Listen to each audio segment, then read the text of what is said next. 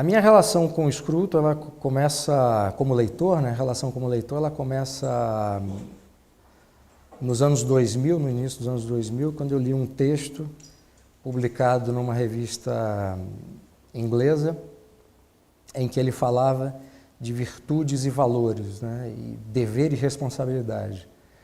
A gente está acostumado a, no Brasil, ver se falar muito em direitos, né? Tentar sempre garantir direitos mediante a lei, sempre a discussão recorrente sobre direitos, e o sentido de dever e responsabilidade acaba não sendo falado, não sendo cultivado, e a tendência, quando isso acontece, é que essa dimensão ela morra, né? Ela se extinga, ela seja eliminada por falta de uso, né? E eu não consigo ver uma sociedade virtuosa sendo construída sem que as dimensões do direito e do dever sejam muito importantes, né? Isso não, infelizmente, isso não é mais um dado cultural, não é fonte de conversas diárias, e a dimensão ética ela acaba também sendo soterrada, né? E o certo e o errado acabam sendo relativizados, e isso cria um problema muito sério, né? Porque se formam gerações de pessoas preocupadas em ter direitos, buscando ter direitos e sem ter o sentido de obrigação, de dever e responsabilidade muito bem constituído. E foi isso que me chamou a atenção nesse texto do Scruton, né? Um pensador que era definido como conservador, puxando para esse lado cultural, puxando para esse dever individual, né? Mas, ao mesmo tempo, quando ele tratava do indivíduo, ele sempre falava do indivíduo dentro de uma comunidade, né? A importância do indivíduo dentro de uma comunidade. Não há uma dissociação entre essas duas dimensões, né? Há ideologias que tornam o indivíduo, né, maior do que a sociedade, colocam o indivíduo numa posição superior e acabam desconsiderando, né, essa parte fundamental que é a vida em comunidade. A gente não vive sozinho e a gente tem que cultivar, né, e influenciar positivamente os outros que estão à nossa volta. Porque se a gente influencia negativamente, a tendência é construir um ambiente pior, né? E desde esse texto, né, desde esse primeiro texto do Scruton, eu comecei a ler a obra política dele, os livros e os textos publicados em revistas, em jornais, e se tornou um autor bastante íntimo, né? E o Scruton tem uma qualidade muito importante, que é conseguir falar de coisas complicadas com uma linguagem bastante simples e clara, e estabelecer uma conexão com o leitor que ela é fundamental nesse primeiro contato, né? Depois você fica maravilhado com a qualidade literária e com o poder das ideias que ele defende. E nessa trajetória de ler e de ter contato, né, inclusive acadêmico, eu usei a obra do Scruton, parte da obra, melhor dizendo, do Scruton na minha vida acadêmica, em textos acadêmicos e na minha dissertação de mestrado. A minha tese de doutorado que está sendo construída agora, ela é muito baseada no Scruton, e esse livro, Pare de Acreditar no Governo, da editora Record, o Scruton está ali, né?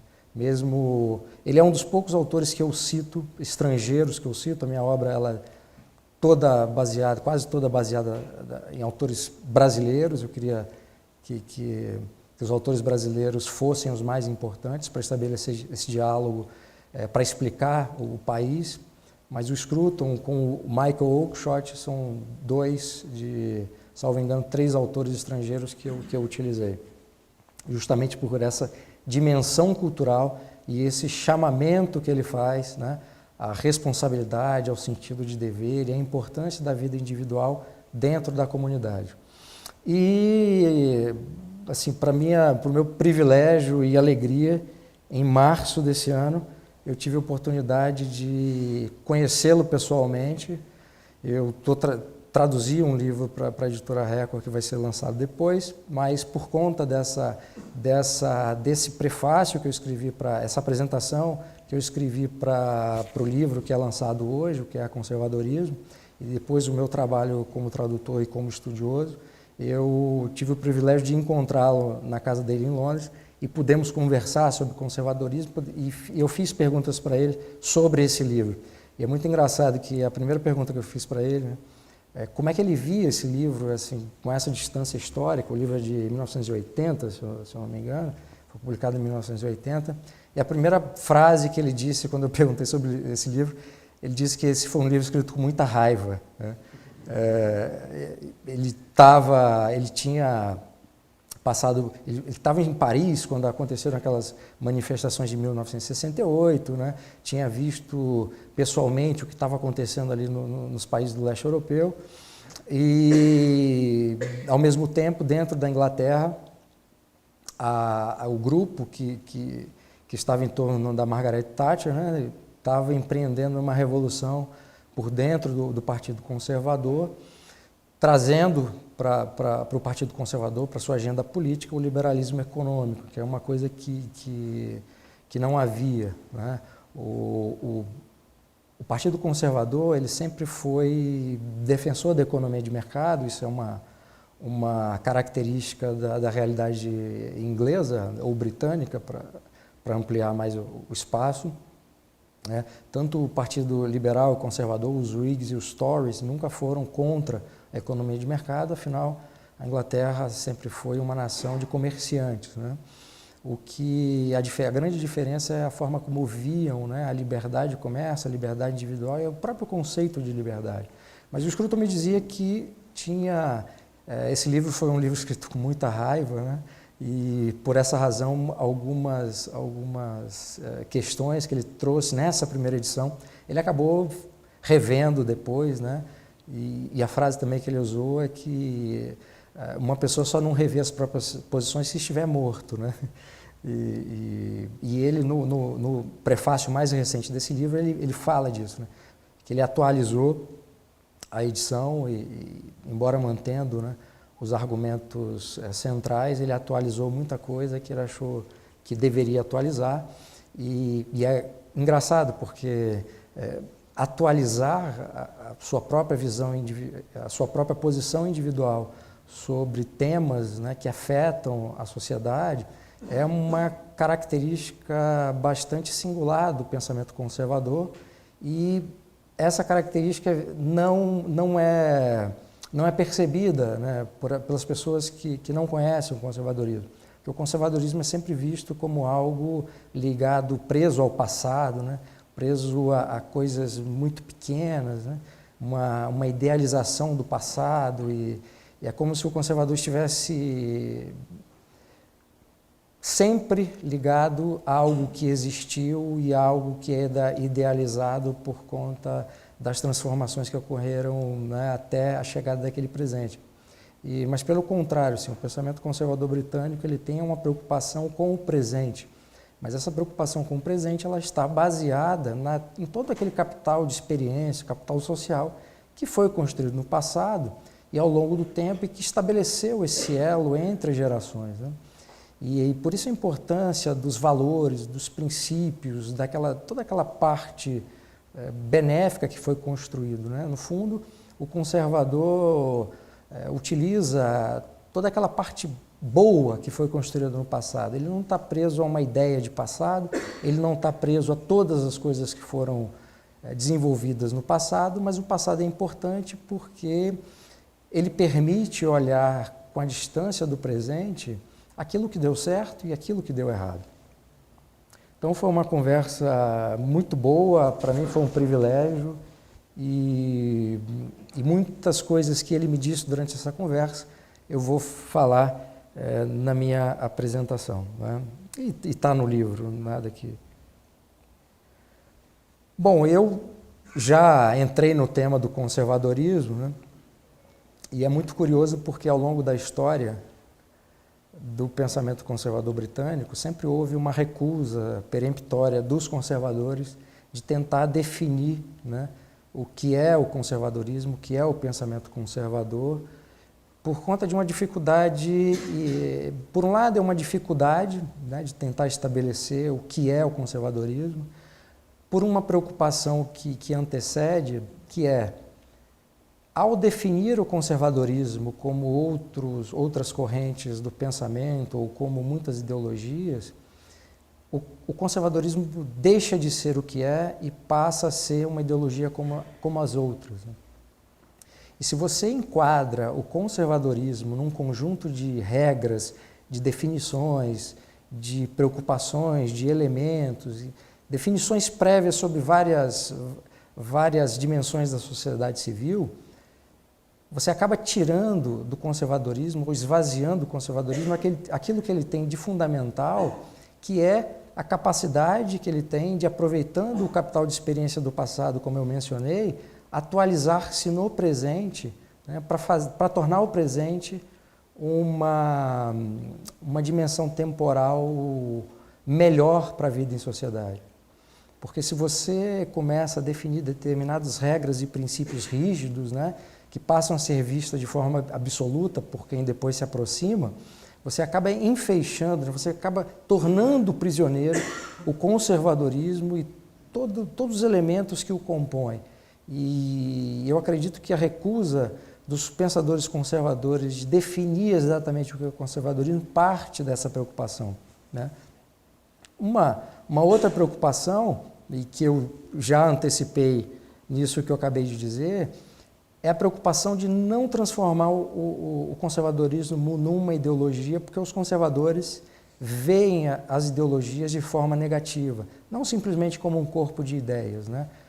Porque o conservador acha que quando você transforma um pensamento político numa ideologia, você acaba justamente reduzindo vários elementos que são positivos, você acaba reduzindo todos eles a um corpo de ideias que, ao ser visto pelas pessoas, pelas próximas gerações ou pelas gerações do presente, aquilo tende a ser utilizado como uma peça-chave e como uma solução para todos os problemas.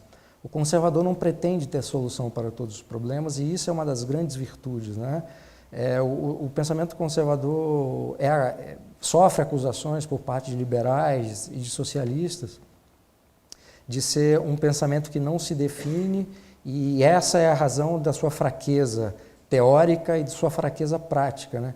Mas o que é interessante é que em vários países em que há uma tradição conservadora, ou que houve uma tradição conservadora, foram os partidos conservadores que resistiram aos testes do tempo e vários partidos liberais morreram. A Inglaterra é um exemplo desse, né? Os conservadores, por conta dessa flexibilidade, né, que é virtuosa, de se adaptar ao tempo presente, baseado nas tradições, nos costumes, em todo esse capital de experiência, conseguem se atualizar, porque o conservador ele é um membro vibrante da sociedade do presente. E isso faz com que o conservador, ou o conservadorismo aplicado à política, ele consiga, né, assumir para si bandeiras de outras correntes de pensamento. Nesse caso que eu mencionei do liberalismo na Inglaterra, muitas bandeiras que eram liberais no século XIX, o Partido Conservador, os Tories, acabaram assumindo para si. Isso acabou esvaziando o Partido Liberal, que acabou perdendo sua identidade, e depois eles foram superados pelo Partido Trabalhista, que veio com um discurso mais radical, um discurso revolucionário, que era muito próprio da época, né? E a situação econômica e social na Inglaterra, ela permitia, né, que essas ideias revolucionárias emergissem, e aí os trabalhistas entraram nessa vereda e conseguiram ser bem-sucedidos politicamente. Então o conservadorismo acaba sendo definido por aquilo que ele não é, né? Não é utópico, ele não pretende redimir a natureza humana ou modificar a natureza humana através da política, ele não pretende ter um projeto utópico de poder para a transformação da sociedade, ele não pretende ser uma aplicação política de uma determinada utopia que pretenda desenvolver uma engenharia social, né, e formar o novo homem ou formar um homem adequado a um determinado projeto específico de poder político. O conservadorismo não pretende para si ter todas as soluções para todos os problemas. O conservadorismo não pretende ter uma resposta única para todos os problemas. O conservadorismo não pretende elaborar uma ideia racional e transformá-la num dogma. O conservadorismo não pretende ser aquilo que ele não é. Então é muito mais fácil definir o conservadorismo por aquilo que ele não é. E se nós pegarmos os grandes autores conservadores do passado e do presente, eles sempre vão tentar, né, mostrar o que é o conservadorismo pela negação e não pela afirmação. O livro Ideias Conservadoras de João Pereira Coutinho, quem não conhece, eu recomendo vivamente, porque ele mostra muito bem, né, essa dimensão da negação para qualificar ou para tentar definir o conservadorismo. E é um livro curto, mas um livro bastante denso e claro. Então eu recomendo, além do Scruton, eu acho que serve como uma bibliografia complementar.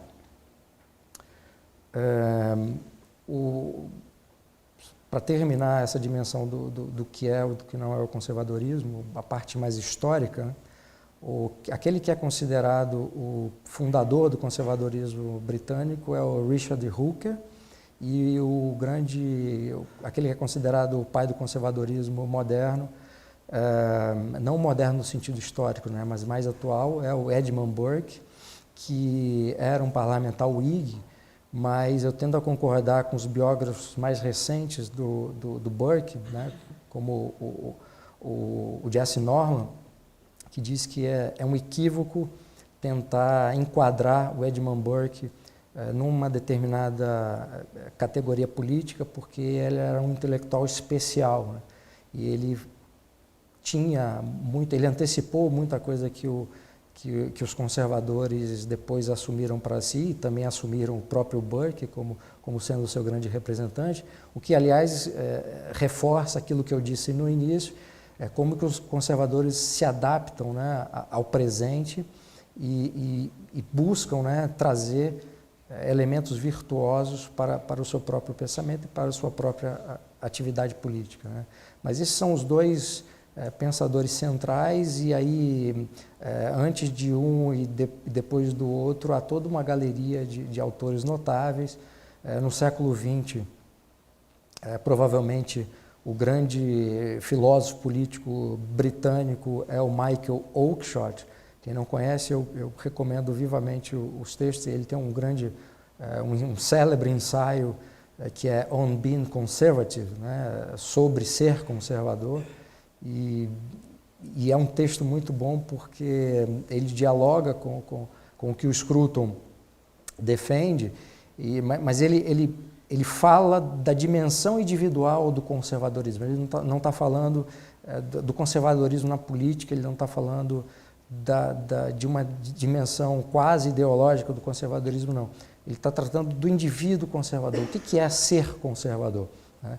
E quando ele conta a ideia de familiaridade que nós temos com algumas coisas, né? Podem ser coisas concretas ou coisas imateriais, é algo muito bonito, explica muito bem essa disposição conservadora, para usar um termo que ficou muito conhecido por ele, né? A disposição conservadora. Então, ele, nesse ensaio, ele tenta explicar, né, o que é essa disposição conservadora, como é que ela se constitui, qual é a natureza dessa disposição e como ela se manifesta na vida individual e depois no plano da política formal.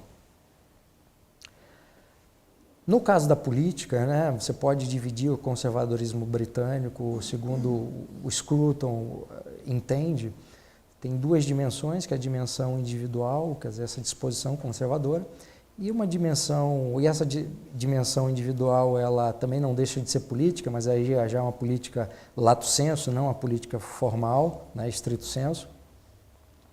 Mas é possível fazer essa diferenciação. E eu vou tratar agora da dimensão política. E é muito interessante porque o Partido Conservador inglês, ele nasceu de uma rejeição dos conservadores ao exercício da política formal. E por que razão, então, eles decidem, né, os conservadores decidem, já que há uma recusa, né, e uma rejeição à política formal, por que eles decidem formar um partido? Justamente porque, para proteger tudo aquilo que o partido que existia, que estava se constituindo, eles achavam que poderiam colocar em causa. Então, no fundo, os conservadores se unem para criar um partido para proteger aqueles valores e aqueles princípios e toda aquela forma e o modo de vida que eles julgavam importantes e que precisavam ser defendidos. Então, o Partido Conservador nasce de uma preocupação de defesa e não exatamente uma preocupação de fazer coisas. Não é criar um partido para defender bandeiras, não é criar um partido para impor à sociedade os seus valores, não.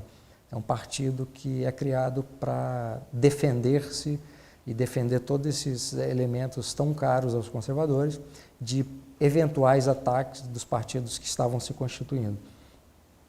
Claro, a dimensão política num ambiente em que a política existe e que ela é importante, ela é fundamental para a defesa desses valores, para a proteção desses valores conservadores. Então era preciso atuar na política formal, porque se deixa, né, a política formal para grupos, né, ideológicos ou não, que vão tentar impor as suas agendas ou vão tentar construir a sua vida política fundamentada em seus respectivos princípios, é preciso atuar nessa vida política. Não dá para deixar que a política entregue a eventuais inimigos, né? Então, e é uma coisa que o Scruton mostra no livro, né? Que a política é importante, né? Que é preciso atuar também no plano da política formal, porque se não houver essa atuação, os inimigos daqueles elementos que compõem, que são fonte de preocupação dos conservadores, eles acabam sendo submetidos, né, a quem está no poder. E a gente está vivendo já há muito tempo no Brasil, né, uma situação bastante complicada, porque como nós, né, enquanto sociedade, a gente vê a política de uma forma bastante negativa, né, por causa dos seus representantes, por causa dos políticos, né? E aí é um problema sério porque a gente tende a ver a política como um reflexo dos políticos. A gente não consegue separar essas duas coisas, né? E já que a política existe, já que a política é importante, é preciso que haja na política pessoas virtuosas, porque se a gente fica com nojo da política, se a gente deixa a política para esses políticos que estão aí, não adianta falar de valores, de princípios, sem ter, né, esse muro de proteção, sem ter esse escudo que foi o que motivou os conservadores britânicos a criarem um partido na Inglaterra. Então, essa dimensão da política, ela é importante. E é curioso que, como a preocupação dos conservadores, quando na política, mesmo quando estão na política, não tentar impedir que o conservadorismo se transforme numa ideologia. Eu já antecipei muito do que eu ia dizer sobre ideologia, então vou passar rapidamente por esse ponto, mas é um desafio permanente, porque quando você está na política formal, é preciso um conjunto de regras que orientem todas aquelas pessoas que formam o partido, né? Mas sempre houve uma preocupação dos conservadores de que aquele conjunto de regras que formam uma agenda política, ela não se constituísse, ou melhor, ela não transformasse, né, o pensamento conservador numa ideologia, né? Isso é sempre difícil de conseguir, né? Em alguns momentos é possível olhar aquele conjunto de princípios que orientam o Partido Conservador britânico e a própria atuação política, né, de uma forma ideológica, mas há sempre um esforço dos conservadores no plano da política formal de não deixar que o conservadorismo se transforme numa ideologia, porque, como eu falei, a ideologia é vista de uma forma negativa, né? Um elemento muito importante para o pensamento conservador é o tema da liberdade. É um tema muito importante, só que a liberdade para o conservador ela é vista de uma forma diferente daquela que é entendida, compreendida e defendida pelos liberais. Eu estou usando liberal no sentido do liberalismo clássico, né? E qual é essa grande diferença entre, né, a concepção de liberdade dos conservadores e a concepção de liberdade dos liberais? De uma forma assim, muito simples, de uma forma muito clara e objetiva, para que se entenda, né, cada autor vai esmiuçar o capítulo que o Scruton fala dessa diferença entre liberalismo e conservadorismo. Ele deixa isso muito claro, apresenta vários elementos. Então eu não vou discorrer sobre eles porque eu acho importante que vocês leiam o livro, mas uma diferença importante assim, desse entendimento, né, dessa diferença de leitura do que é a liberdade, é que enquanto os liberais colocam a liberdade num plano hierárquico superior, então a liberdade está acima de todas as outras dimensões, de todas as outras preocupações, de todos os outros elementos, né, que formam a ideia do liberalismo, para o conservador, a liberdade ela está num plano horizontal, junto com outras dimensões, com outros elementos, com outros princípios e virtudes, porque para o conservador, se a liberdade estiver acima de outras preocupações, de outros princípios, de outros valores, essa liberdade acaba desestruturando uma ordem que é muito importante para o conservador. O conservador e o pensamento conservador está sempre preocupado com a ordem, está sempre preocupado. Não é uma obsessão, é uma preocupação legítima. E você imagine na sua vida individual, se você, claro, a gente tem que sempre estabelecer prioridades, né? Mas quando você passa a ver um princípio como maior que o outro, a tendência natural é que você passe a agir, passe a pensar com base naquele princípio. E quando há um conflito entre esse princípio que você elegeu como sendo superior, né, às vezes você é levado a agir de uma forma equivocada porque você estabeleceu esse princípio de uma forma absoluta ou quase absoluta. Então, no fundo, você submete toda a sua vida, todos os seus outros valores, todos aqueles outros pensamentos a um exercício de abstração, né, que cada vez mais passa a ser desconectado com a realidade. E como a realidade concreta é uma preocupação dos conservadores, há sempre uma desconfiança, uma rejeição de estabelecer ou de definir, né, seja liberdade ou seja qualquer outro elemento, como sendo esse elemento superior que pode não só desestruturar essa ordem, mas pode fazer com que o conservador haja de uma forma dogmática, haja de uma forma que coloque em causa o próprio liberalismo, o próprio conservadorismo. Essa ideia da liberdade é uma ideia bastante curiosa, porque bastante interessante, melhor dizendo, porque se a liberdade é vista como algo que está acima de tudo, você cada vez mais se desconecta da liberdade concreta, da liberdade que uma sociedade civil precisa, daquela liberdade individual que é importante nos diferentes ambientes sociais em que nós vivemos, para formular e para seguir uma ideia cada vez mais abstrata de liberdade. E essa ideia cada vez mais abstrata de liberdade, ela faz com que o próprio conteúdo, né, do que é liberdade, ela seja esvaziado. Então, o conservador, ao colocar a liberdade e outros elementos num plano horizontal, ele faz com que todos esses elementos eles estejam perto, né, próximo da vida concreta, próximo da pessoa de carne e osso, próximo daquilo que é elemento constitutivo da vida em comunidade.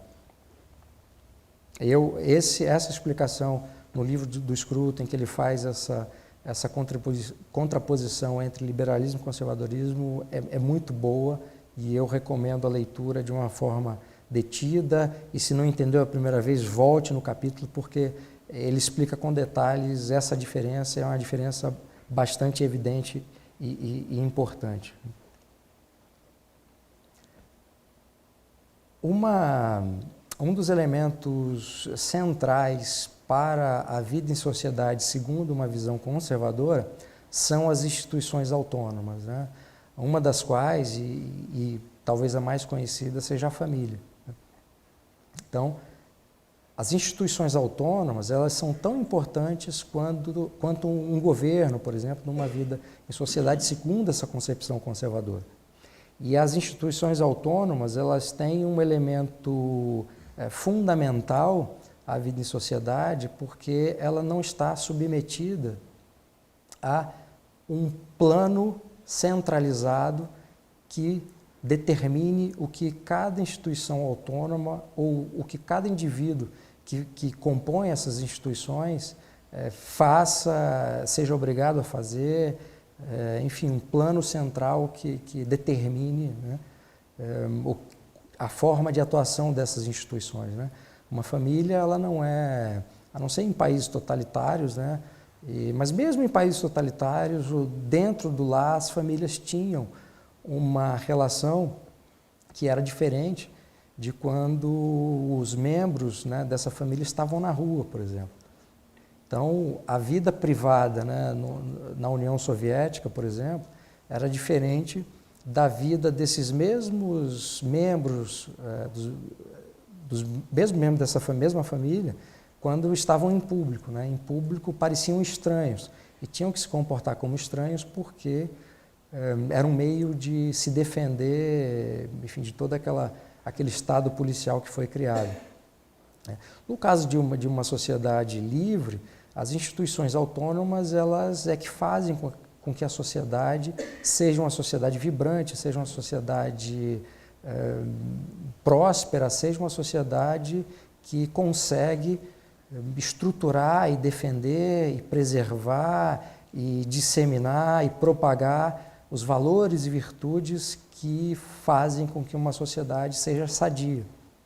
E é curioso porque no livro A Democracia da América, do Tocqueville, é justamente as instituições autônomas americanas que é o que primeiro chama atenção no Tocqueville quando a gente chega nos Estados Unidos.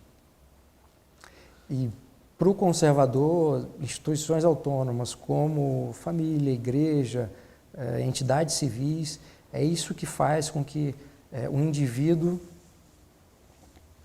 trabalhe em comunidade e perceba de uma forma muito clara a importância do outro, a importância de trabalhar para o outro, a importância de estabelecer ligações dentro da comunidade, que é formada por diversas comunidades, ou dentro de uma sociedade que é formada por diversas comunidades, com interesses diversos, necessidades diferentes, né, desejos, aspirações também diferentes. Então, o trabalho nessas instituições acaba estabelecendo um vínculo com pessoas que a gente não conhece, porque você está sempre servindo ao outro, né? É uma atitude de respeito, de afeto, de carinho, de amor, né? E é curioso, porque essas instituições elas acabam sendo um reflexo de algo, né, maior que também liga a sociedade, que é a religião e a crença em Deus, né? Então, a religião sendo um dos elementos importantes dentro dessa ideia de instituições autônomas, mesmo que a pessoa não acredite em Deus, não tenha religião, mas tudo aquilo, todos aqueles valores, toda aquela cultura que a religião nos legou é importante, inclusive, para que um ateu se declare como tal. E uma sociedade em que a religião não tem um papel importante é uma sociedade em que esse papel da religião ele acaba sendo ocupado por uma ideologia política. E há sempre um risco, né, desse vácuo ser ocupado por uma ideologia política que vai submeter não só a religião, mas vai submeter todas as esferas da sociedade civil e vai tentar moldar os diferentes modos de vida de acordo com um projeto específico de poder. Conservadorismo e liberalismo, na ideia de liberdade eu também já antecipei, é um dos títulos dos capítulos finais, acho que é o último capítulo do livro do Scruton, em que ele faz justamente o apêndice filosófico, é o último capítulo. Ele faz essa distinção, né, entre um e outro, e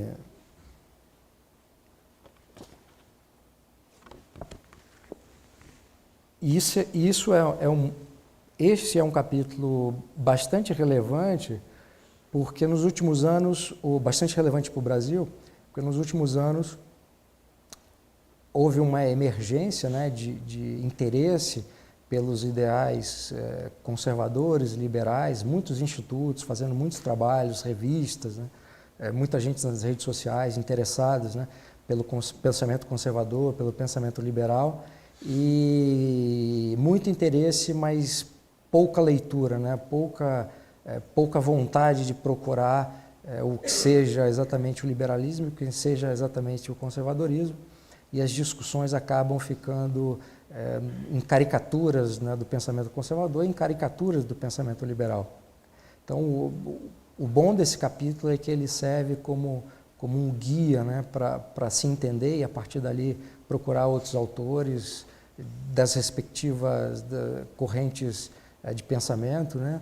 Mas é um capítulo que, ao fazer essa diferenciação, ao mostrar o que é o liberalismo, o que é o conservadorismo e quais são as incompatibilidades entre um e outro, de uma forma bastante simples, de uma forma bastante clara e de uma forma bastante profunda, eu acho que esse capítulo pode ajudar muito a desfazer muitas discussões que são baseadas mais em ignorância do que propriamente em fundamentos na teoria política. No meu texto de apresentação, eu procuro dar muita ênfase na diferença, nas grandes diferenças, naqueles pontos cruciais que afastam o liberalismo do conservadorismo, né?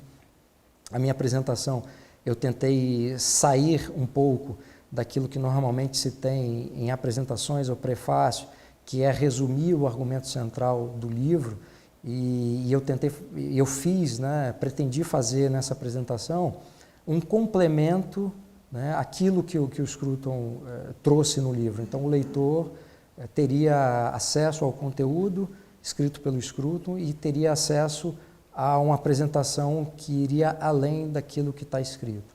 Então, eu aprofundo de uma determinada forma, né, essa diferença entre um e outro. Eu faço o enquadramento, né, do autor, né, explicando quem é o Scruton, faço o enquadramento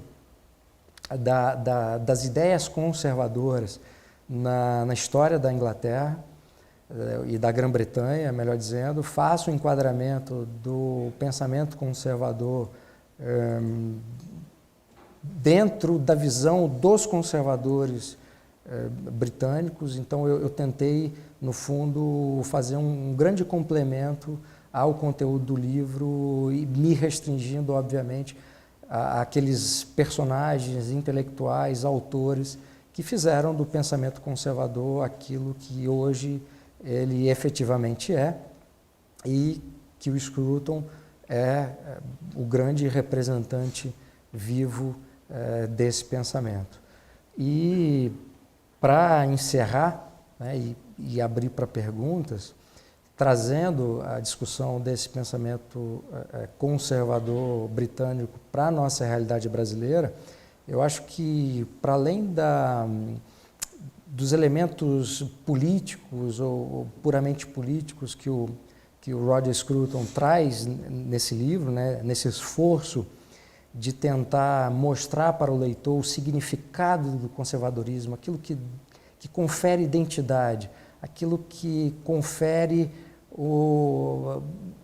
uma qualidade distinta ao conservadorismo britânico, eu acho que algo fundamental e que serve para nosso atual momento político é o sentido de dever e responsabilidade individual que cada um de nós temos e a nossa responsabilidade perante o outro. A nossa responsabilidade individual perante a nossa comunidade e a nossa responsabilidade para construir um presente melhor. Eu acho que a grande mensagem que o Scruton traz nesse livro e que pode ser estudada, assimilada e seguida por nós nesse momento de transição no Brasil, nesse momento extremamente rico, nesse momento extremamente vibrante, né, da sociedade civil e que, como eu mencionei no início, pode dar certo no futuro breve, desde que cada um de nós faça a nossa parte, valorizando a nossa identidade individual, valorizando o nosso comportamento individual, mas sem nunca esquecer que a vida em comunidade exige um alto sentido de dever e de responsabilidade. Muito obrigado.